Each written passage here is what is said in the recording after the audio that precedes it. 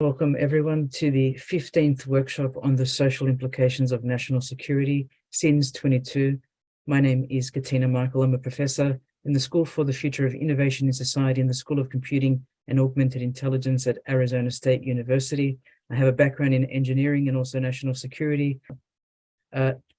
This year's theme we've chosen, the committee made up of the wonderful Professor Kathleen Vogel, Professor Jeremy Pitt, who are with us in person at the moment, Miss Mariana Zarifakopoulos, and also Dr. Robert Abbas of the University of Wollongong. We've chosen a theme on securitization. And for those of us from the field at large, we know that securitization has been interpreted in many different ways. It's very interesting how the term national security has entered the literature, security studies, international relations, and much more. But we've chosen to focus on something dear to our hearts, sustainability of people and place. And we're going to hear 14 hours worth of presentations today and discussion and openness on how do we understand this idea within a call for transdisciplinarity or a call to transdisciplinarity. This first session is dedicated to securitization of the person, and then throughout the day, we're going to go through different areas. So this is our conference at large. We begin today in the morning session with the securitization of the person. We move on then to Professor Jeremy Pitt of Imperial College London, our London session on securitization of place. We then go to Sydney, Australia, right after London, with a small break on securitization through transdisciplinarity, where a number of scholars will be talking specifically on that theme. And then we move to the Hong Kong leg, where we look at socio-historical origins of securitization.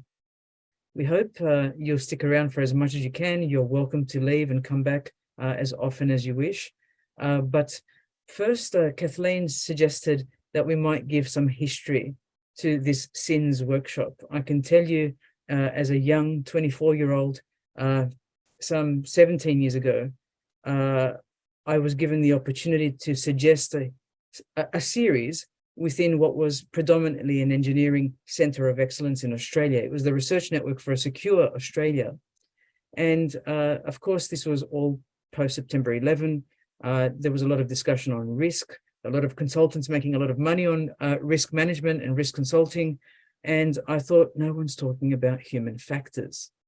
So I put forward a unique, at that time, series on human factors research and the social implications of national security. Though I dared not call it SINS, we called it RNSA workshop. It actually became one of the top 3 milestones of this long-standing 5-year Center of Excellence, which then morphed around about 2012 to the Center of Excellence in Policing and Security. So someone senior had seen a lot of the work that our collaborators had done in Australia and abroad by that time and suggested we become part of the SEPS unofficially. So we never directly received funding from SEPS, but they would fund through their senior personnel, our workshops, our presentations, some travel, and of course, proceedings. And I do want to show you a bit of the history there. I'll just skip through. These have been the 15 workshops in 17 years. There were a couple of years there that we decided just for a short hiatus, but we started off looking at something that was key at the time in 2006 to the social implications of information security measures on citizens and business. We then looked at data valence to ubervalence, the realpolitik of the transparent society, then Australia and the new technologies, very much Australia focused at that time, evidence-based policy in public administration. And then we moved on to covert policing as SEPS took on that leg over RNSA. Again, location-based technologies, surveillance and the social implications of point of view in law enforcement as police started to wear wearable cameras. Then we looked at drones for policing security in everyday life. That was our first international exposure in Toronto at Ryerson University with the wonderful Abner Levin, a lawyer, and also people from journalism at the time. So Drones for Good came back to Melbourne, and that was a hardcore Drones for Good kind of workshop where we had a lot of senior defense and intelligence personnel looking at the role of drones and how they could be used to securitize our borders. Then we looked at the socio-ethical implications of implantable technologies in the military sector, something that has now popped up again as a topic, biometrics and regulation in 2017. Then we moved our workshop for a couple of years in a row there to Washington, D.C., where Arizona State University has an office, and we got a lot of local people in government and abroad coming to us in DC, where we started to look at data alive. How do we understand data in the context of national security? Social media and artificial intelligence in the context. Responsible AI, ensuring reliable, safe, and trustworthy systems. AI and cybersecurity. Securitization for sustainability of people in place. I think this year's my favorite because of the wonderful organizers that have come together, and the program is so rich, 65 pages long. I'll pop it in the chat in a moment, but just some pictures from 2006 to 2022. Some people have come year on year. Dr. Abbas, for example, one of our organizers this year again, has been here for the last 17 years working with us side by side. Professor Rob Nichols from the University of New South Wales has also been a regular. Professor Marcus Wiggin, who will also be presenting, an octogenarian who's coming again to present on the key values of transdisciplinarity. But this was our first proceedings. We launched it before the actual workshop. A room full of people, as you can see, from diverse stakeholder types. We've always invited people from diverse stakeholder sets to ensure transdisciplinarity before it was even sort of known to most of us as transdisciplinarity. Students, government agency representatives, key industry stakeholders. I can mention to you many big corporations that have come to talk, NGOs, ministers, policing and intelligence representation, civil society. We've always had someone from the consumer leg or the citizen leg to come and give their perspective, just to ensure balance in the discussion. Here are some of our speakers from the first ever workshop. We've all aged since then, but hopefully in the best way. But more proceedings, other books. We've analyzed each year's proceedings, and we'll do the same with the abstracts through tagging and cloud tagging, and also these concepts and concept mapping in this case. RFID was big on the agenda with passports back then, and security, law, and tracking, and individuals and surveillance.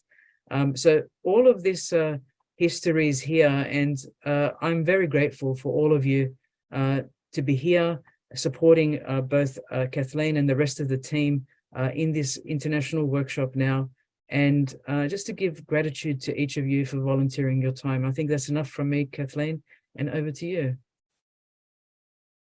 Thank you so much, Katina, for that lovely just walk through history. It was great for me to see all of the amazing things that the SIN workshops have covered over the years. So really appreciate that background. So I will be your moderator for the first panel. My name is Kathleen Vogel. I'm professor in the School for the Future of Innovation Society at Arizona State University. And I'm so excited to have so many of you here watching either by live streaming or here actually in our Zoom. And definitely good morning, good afternoon, good evening. I think it's an impressive feat that we have probably people from all time zones that will be participating as part of today's workshop.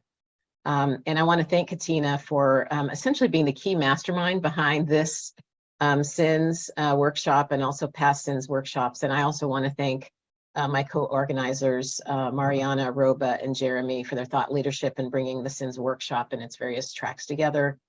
And also Gopal Talapati, who's also the key figure behind the ISTAS larger conference under which this is based.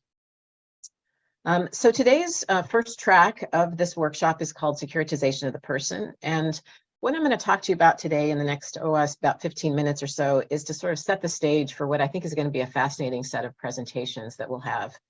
In putting together this track, I wanted to bring together multidisciplinary speakers who have an interest in the topic of human trafficking, so that we can all be exposed to different ways to think about the various factors that might shape human trafficking and that also might shape the response to counter this particular crime. Since the 1990s, governments, NGOs, academic experts, faith-based organizations, and donors have put increased attention on the issue of human trafficking as a significant crime. And here, when we talk about human trafficking, I'm going to define it as the use of force, fraud, or coercion to recruit, harbor, receive, transport persons across either international borders or also even within countries, so that movement is not necessarily required, to exploit them for labor, sexual, and/or criminal activities. And, you know, when we think about human trafficking, it's definitely an issue that connects much more broadly to the concern of human security.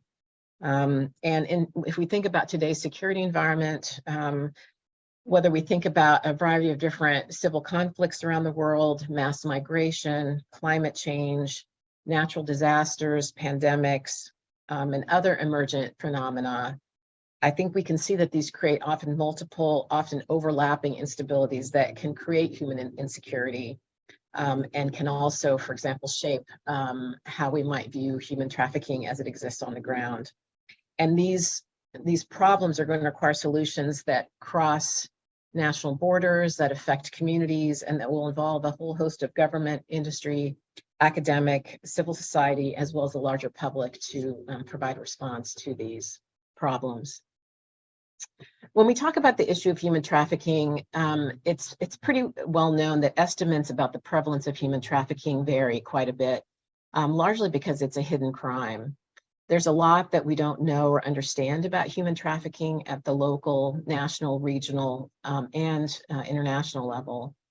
And so this is essentially why we decided to focus on the securitization of the person session on the issue of human trafficking, and really kind of explore the question of how might we be able to identify and analyze patterns of human trafficking around the world to help us understand how we might think about understanding the prevalence of human trafficking, how it might occur in different locations, how these patterns can be explained and hopefully mitigated or stopped altogether. So just as a little bit of a personal background, I first became interested in the topic of human trafficking when I served as a Jefferson Science Fellow in the U.S. Department of State's Office to Monitor and Combat Trafficking in Persons, and this was from the years 2016 to 2021. And one interesting thing to note is that prior to this appointment, I had no background in the topic of human trafficking whatsoever. My expertise is more on the area of arms control and non-proliferation issues. However, through this interesting series of circumstances, this opportunity to serve in this office arose, and I became really interested as I looked more into the topic of human trafficking and saw it as very much a security issue. Prior to this, I'd really only followed human trafficking through sort of news reports or things that you might read in magazines or in other kinds of publications. When I joined the trafficking office at the State Department, I was assigned to cover the Caribbean portfolio because there was a staffing need there. And, you know, usually when you do government service, oftentimes you go where the need is. And so I worked on that portfolio, although, again, I didn't have any expertise in the Caribbean, but it sort of shows that you can essentially enter into this subject area and actually learn quite a lot once you enter into it. And I was involved during my time at State and also producing narratives for the annual Trafficking in Persons report, which is an annual report the State Department releases that assesses countries around the world and their efforts to combat human trafficking.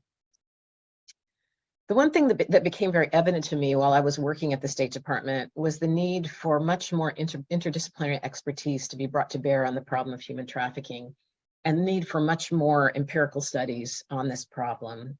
We need more and better data sources and analysis for human trafficking across all levels to really better understand what are the patterns, what are the trends within particular areas, what are particular population vulnerabilities, how do we understand how traffickers operate in different contexts. We also need to better understand how national and international laws are developed and how they're also implemented to help combat human trafficking. And so speaking of laws, recently I think that's important to kind of talk about one milestone in 2020. 2020 was the 20th anniversary of the adoption of the UN protocol to prevent, suppress, and punish trafficking in persons, especially women and children. And this is the international treaty that's more commonly known as the Palermo Protocol. And the Palermo Protocol was the first international treaty to define and focus on human trafficking as a crime. And within this treaty, it contains various obligations to prevent and combat the crime by states parties as well. And what's interesting is that despite the fact that the treaty has been around for about 20 years, there are a lot of issues and challenges that have risen. For example, the definition of human trafficking in the treaty has elements that have been challenged, including, how actually do we understand the term exploitation? What does that constitute?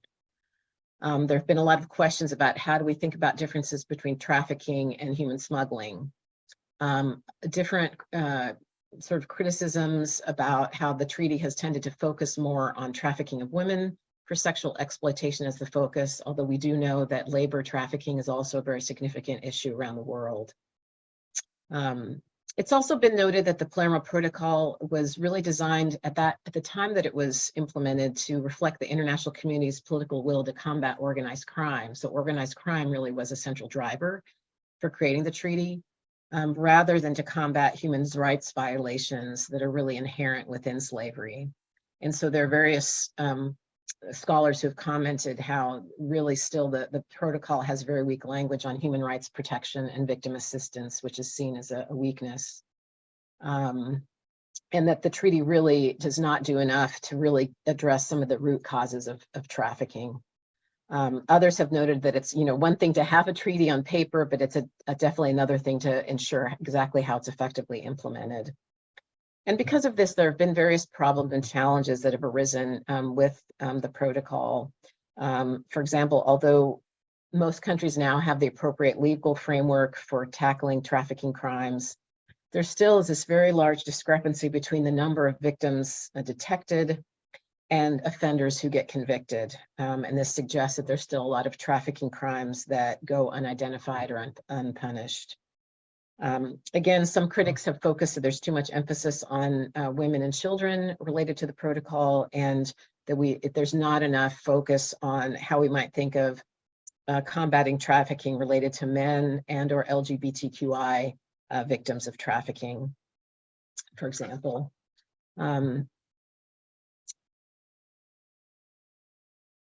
So others have noted, for example, that the protocol also requires states to criminalize human trafficking, but it really doesn't contain any mandatory provisions under which nation states are required to protect victims or to conduct prevention initiatives.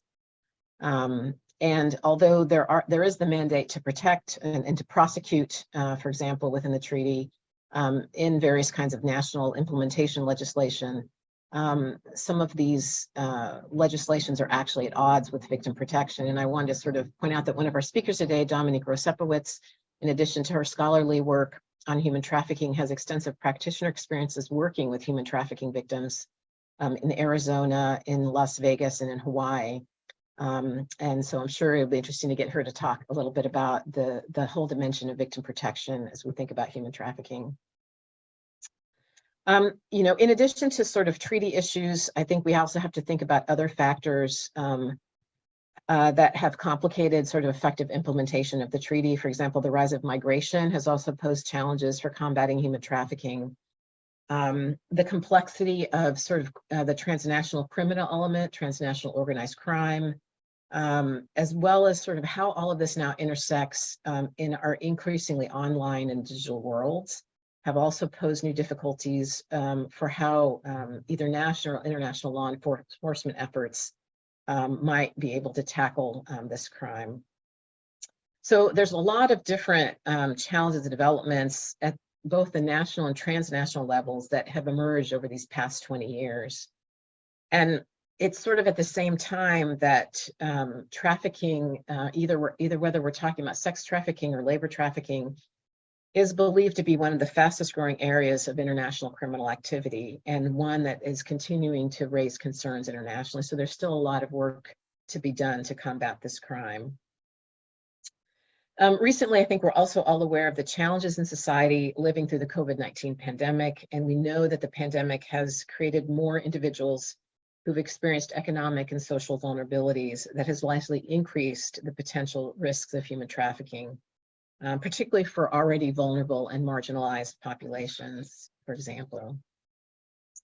We know, for example, from the 2021 Trafficking in Persons report, that during the pandemic, survivors of trafficking, they faced an increased risk of potential re-victimization due to a variety of different financial and emotional hardships that occurred during the COVID-19 pandemic.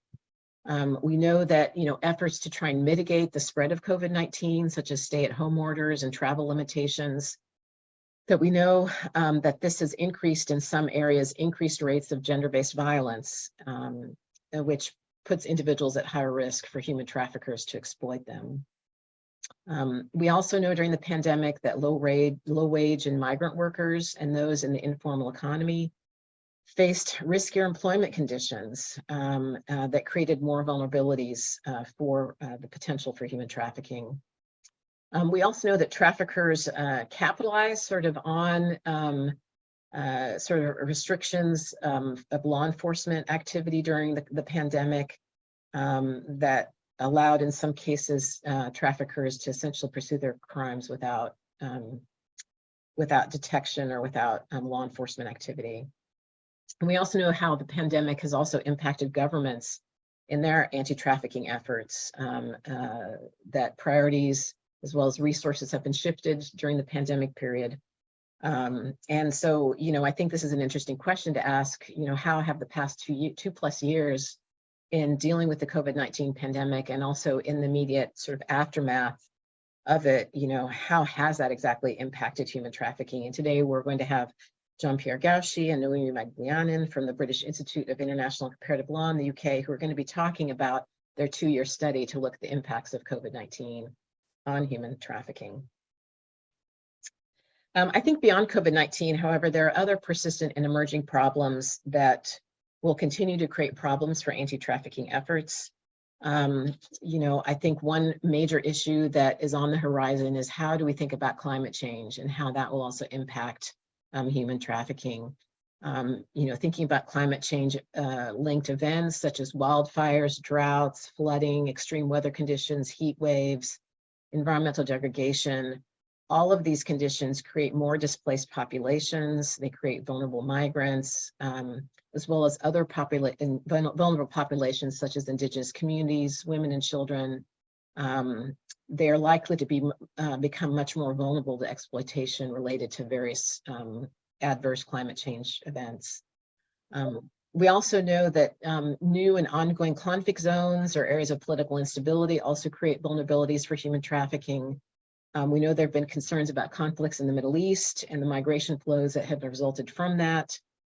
More recently, with the US military exiting from Afghanistan in the fall of 2021, this has created new human trafficking risks for Afghan nationals. We also know that Russia's continued invasion of Ukraine and its attacks across the country have also forced displacement of Ukrainian citizens and others fleeing for safety. And again, this creates more vulnerabilities and the potential to exacerbate trafficking risks in that region, for example. So essentially, whether we're talking about displaced persons due to climate change or other socio-political economic factors, these all create highly vulnerable conditions for trafficking. We also see growing concerns about the intersection of human trafficking with other kinds of organized crime, whether we're talking about gang activity, murders, extortion, kidnapping, and drug trafficking. And I will say our very first session, when we get going here in a couple minutes, is going to look at this issue of human trafficking and drug trafficking and this nexus with organized crime. And although we often most think of social science expertise related to the study of human trafficking, increasingly technology and technical expertise also has a very important role to play in identifying and combating human trafficking. For example, a couple of our researchers who are going to be on our panel today, Sherry Caltagirone and Anjali Mazumdar, are exploring how we might use big data and AI tools to track traffickers and also to identify victims and also better trying to understand human trafficking patterns.